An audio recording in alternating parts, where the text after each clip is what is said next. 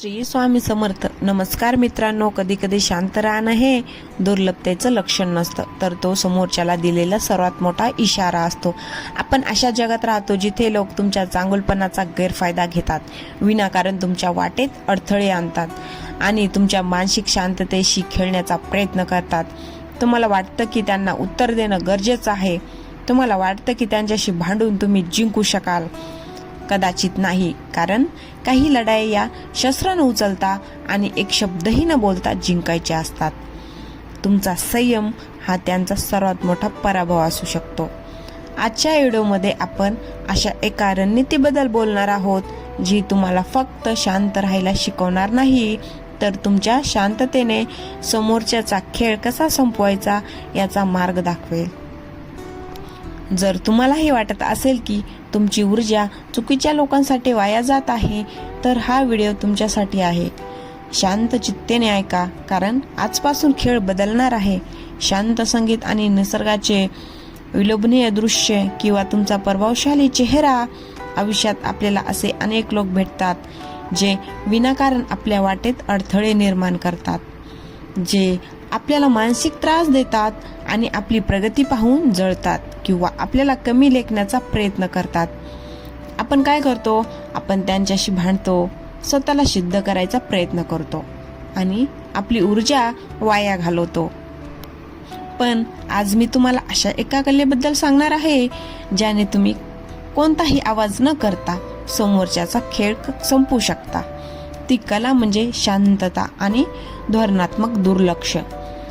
तुमची प्रतिक्रिया हीच त्यांची ताकद आहे. हे लोक तुम्हाला त्रास का देतात? कारण त्यांना तुमच्याकडून रिॲक्शन हवी असते. जेव्हा तुम्ही चिडता, ओरडता किंवा स्पष्टीकरण देता, तेव्हा त्यांना जिंकल्यासारखे वाटते. सत्य, तुमची चिड ही त्यांच्यासाठी इंधन आहे. उपाय, तुमची प्रतिक्रिया काढून घ्या.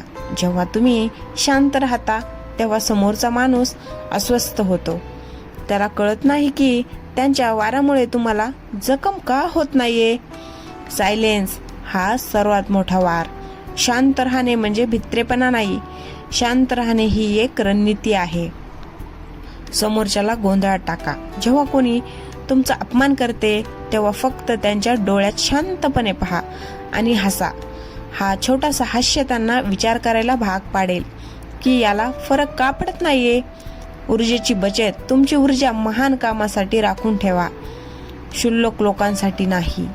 स्वतःच्या प्रगतीवर लक्ष केंद्रित करा. त्यांच्या खेळाचा शेवट करण्याचा सर्वात प्रभावी मार्ग म्हणजे इतके यशस्वी होणे की त्यांना तुमच्या प्रयत्न पोहोचणे अशक्य होईल. कौशल्य वाढवा. तुमच्या कामात इतके निश्वांत व्हा की तुमची जागा कोणीही घेऊ शकणार नाही. फिटनेस आणि आरोग्य. स्वतःला शारीरिक आणि मानसिक दृष्ट्या मजबूत बनवा. आर्थिक स्वातंत्र्य. जेव्हा तुम्ही आर्थिकदृष्ट्या सक्षम असता, तेव्हा लोकांच्या बोलण्याने तुमच्या आयुष्यावर फरक पडत नाही. भावनिक बुद्धिमत्ता. त्रास देणारे लोक सहसा इमोशनल हेम्पॉरन्स असतात. त्यांना तुमच्या भावनाशी खेळायला आवडते. अलिप्तता. गीतेमध्ये सांगितल्याप्रमाणे फळाची अपेक्षा न ठेवता कर्म करा आणि वाईट लोकांपासून मनाने अलिप्त व्हा. स्वतःची किंमत ओळखा. तुमची किंमत दुसऱ्याच्या मतावर अवलंबून नाही. सीमा निश्चित करा. शांत राहणे म्हणजे अन्याय सहन करणे नाही. जिथे गरज आहे तिथे स्पष्टपणे नाही म्हणायला शिका. तुमचा स्वाभिमान धोक्यात येत असेल तर शांतपणे तिथून निघून जा. त्यांच्याशी वाद घालण्यापेक्षा त्यांना आपल्या आयुष्यातून ब्लॉक करणे किंवा डिलीट करणे हा श्रेष्ठ पर्याय आहे. वेळ आणि कर्मावर विश्वास ठेवा. लक्षात ठेवा, वेळेचा चाक फिरत असतो. जे लोक आज तुम्हाला त्रास देत आहेत, त्यांना त्यांच्या कर्माचे फळ नक्कीच मिळेल. तुम्हाला स्वतःचे हात घाणेरडे करण्याची गरज नाही. निसर्ग स्वतः त्यांचा हिशोब पूर्ण करेल. समारोप. तर मित्रांनो, आजपासून एक शपथ घ्या. कोणत्याही फालतू माणसाला तुमची मानसिक शांतता हिरावून घेण्याचा अधिकार देऊ नका. तुमचा संयम हीच तुमची शक्ती आहे. शांत राहा, काम करत राहा आणि तुमची प्रगतीच त्यांचा पराभव ठरू द्या. प्रतिसादाचा अभाव. संवादाच्या शास्त्रात एक नियम आहे, प्रतिसाद न देणे हा सुद्धा एक प्रतिसादच असतो. जेव्हा समोरचा व्यक्ती तुम्हाला चिडवण्यासाठी संदेश पाठवतो किंवा टोमणा मारतो, तेव्हा त्याला उत्तर न देणे हे त्याला सर्वात जास्त अस्वस्थ करते. तुमच्या मौनामुळे त्याला स्वतःच्या अस्तित्वाची शंका येऊ लागते. तुमची वर्तुळ मर्यादित ठेवा. प्रत्येक व्यक्तीला तुमच्या आयुष्यात प्रवेश देऊ नका. ज्यांना तुमची किंमत नाही त्यांना तुमच्या खाजगी आयुष्याबद्दल काहीही सांगू नका. तुमची माहिती हेच त्याचे शस्त्र असते. जितकी कमी माहिती तुम्ही द्याल तितका कमी त्रास ते तुम्हाला देऊ शकतील. डोपामाइनचा खेळ समजावून सांगा. त्रास देणाऱ्या लोकांना इतरांना त्रास देऊन एक प्रकारचे मानसिक सुख मिळते. जेव्हा तुम्ही त्यांना भाव देत नाही तेव्हा त्यांना ते सुख मिळत नाही. परिणामी ते कंटाळून तुमच्यापासून दूर जातात आणि दुसरा बळी शोधायला निघतात. मानसिक आरोग्याला प्राधान्य. कोणाशी वाद घालण्यापूर्वी स्वतःला विचारा, हा माणूस माझ्या मानसिक शांततेपेक्षा मोठा आहे का? जर उत्तर नाही असेल तर तिथेच थांबणे हितकारक आहे. तुमची मन शांती ही तुमची सर्वात मोठी संपत्ती आहे. क्षमा करा पण विसरू नका. समोरच्याला क्षमा करणे म्हणजे त्यांच्या कृत्याला पाठिंबा देणे नाही, तर स्वतःला त्या ओझ्यातून मुक्त करणे आहे. त्यांना मनात ठेवून तुम्ही स्वतःचा त्रास वाढवता. त्यांना माफ करा आणि त्यांच्यापासून कायमचे अंतर राखा. देहबोलीचा वापर. तुमचे शब्द शांत असले तरी तुमची देहबोली शक्तिशाली असावी. मान ताठ ठेवा, डोळ्यात डोळे घालून पहा आणि चेहऱ्यावर एक मंद स्मित ठेवा. तुमची ही रॉयल शांतताच समोरच्याला निरुत्तर करण्यासाठी पुरेशी आहे. स्वतःचा आनंद शोधा. ज्या दिवशी तुमचा आनंद दुसऱ्याच्या वागण्यावर अवलंबून नसतो त्या दिवशी तुम्ही खऱ्या अर्थाने स्वातंत्र्य होता. तुमची छंदाची जोपासना करा. नवीन गोष्टी शिका. जेव्हा तुम्ही आनंदी असता तेव्हा दुष्ट लोकांचे अस्तित्व तुम्हाला जाणवतही नाही.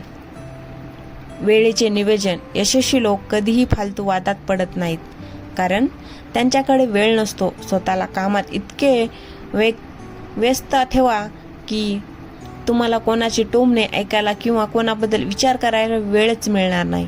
आरसा दाखवण्याची कला. जर कोणी तुमच्यावर ओरडत असेल तर शांतपणे विचारा, तुला नक्की काय त्रास होतोय? मी तुला मदत करू शकतो का? जेव्हा तुम्ही शांतपणे प्रश्न विचारता तेव्हा समोरच्याला स्वतःच्या वागण्याचा आरसा दिसतो आणि तो ओसाळतो. शेवटचा विजय तुमचाच. लक्षात ठेवा, चिखलात दगड मारला तर चिखल आपल्याच अंगावर उडतो. त्यामुळे चिखलापासून लांब राहणे हे शहाणपणाचे लक्षण आहे. जो शेवटपर्यंत शांत राहून आपले ध्येय गाठतो तोच खरा विजेता ठरतो. तर मित्रांनो, सरतेशेवटी एकच गोष्ट लक्षात ठेवा, या जगात कोणाचेही तुमच्याशी असणारे वागणे हे तुमच्या गुणवत्तेपेक्षा त्यांच्या स्वतःच्या मानसिकतेचे प्रतिबिंब असते. जो माणूस स्वतःच्या आयुष्यात सुखी आणि समाधानी आहे तो कधीच कोणाला विनाकारण त्रास देणार नाही. जे लोक तुमच्या मागे बोलतात ते तुमच्या मागेच राहण्यास पात्र आहेत हे विसरू नका. आजपासून त्यांच्या खेळाचे प्रेक्षक बनण्याऐवजी स्वतःच्या आयुष्याचे निर्माते बना. जेव्हा कोणी तुमच्यावर टीका करेल तेव्हा प्रतिवार करण्याऐवजी स्वतःच्या कृतित्वाने त्यांना उत्तर द्या. तुमची शांतता इतकी खोल असावी की समोरच्याचा ओरडा त्यात विसरून गेला पाहिजे. तुमची प्रगती इतकी मोठी असावी की ज्यांनी तुम्हाला कमी लेखले त्यांना तुमची सावली स्पर्श करणेही कठीण व्हावे. तुमचा संयम ही तुमची कमकुवतपणा नसून ती तुमची सर्वात मोठी ताकद आहे.